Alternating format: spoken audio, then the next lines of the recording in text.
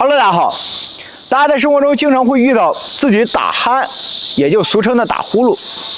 打呼噜自己可能不知道，但是非常影响旁边睡觉的人，并且打呼噜的人经常是呼吸道受阻，或者说空气不流通。其实这个时候和我们脖子这个地方有一块肌肉有一定的关系。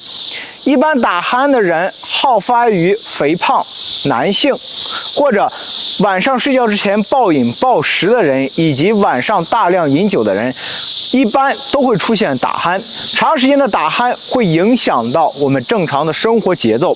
同时第二天没有精神头。这个时候一定要找到一些合理的方法，帮助我们去改善。一般肥胖的人打鼾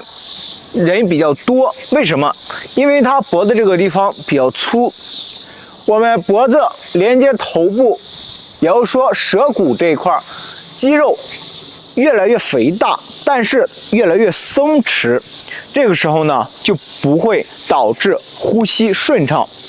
所以跟我来做，帮助我们去提拉舌骨部位的一个肌肉，帮助我们去改善打鼾这种情况。两个手的大拇指抵住我们舌骨部位这块肌肉，好，其余四指抓住下巴，慢慢的低头，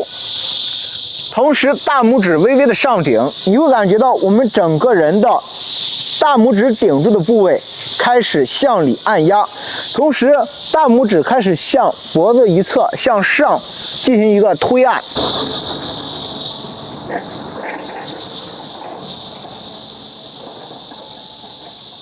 保持顺畅的呼吸，呼吸不要发生紊乱，它能够有效的帮助我们去提拉到我们脖子下面舌骨部位的肌肉。其实有一个道理非常简单，大家手臂上的肌肉松弛的时候，都可以通过一些有效的锻炼来帮助我们去提高肌肉的弹性，恢复肌肉的一个活力。那么同样，舌骨部位的肌肉也是一样，通过这样一个有效的锻炼，帮助我们去有效的提拉肌肉，缓解打呼。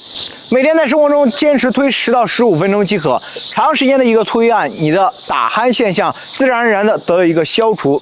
那么这是具体的动作方法，在日常生活中良好的生活习惯必不可少。第一点是运动，运动能够有效的减掉身上的赘肉和脂肪，帮助我们去瘦身，同时提高身体的代谢能力。那么身体瘦下来，自然而然的打呼噜的现象就会消失。第二点就是饮食，饮食虽然没有明显的禁忌，但是切记在生活中少吃辛凉、油炸、油腻的食物，多吃粗粮。在生活中一定要戒烟限酒，早睡早起，坚持锻炼，保持开朗的心情。希望大家的身体越来越健康。有喜欢我的视频可以关注我，我们下期再见。